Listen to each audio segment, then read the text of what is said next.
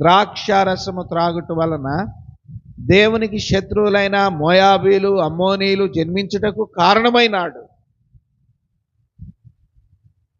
ఇది భౌతిక సంబంధమైన ద్రాక్షారసం. అది ఉర్రూతలూగిస్తుంది, అది కంటికి ఎంతో ఇంపుగా కనబడుతుంది, కానీ అది తీవ్ర నష్టానికి దారితీస్తుంది. ఈనాడు యావత్తు లోకములో అనేక మంది ఈ భౌతికమైన ద్రాక్షారసము చేత పట్టబడి ఉన్నారు. ఈ భౌతికమైన ద్రాక్షారసము వలననే అనేకులు వస్త్రహీనులుగా చేయబడుతూ ఉన్నారు.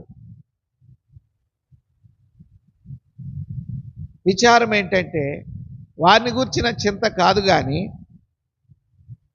జీవము గల దేవుని సంగమును గూర్చిన చింత.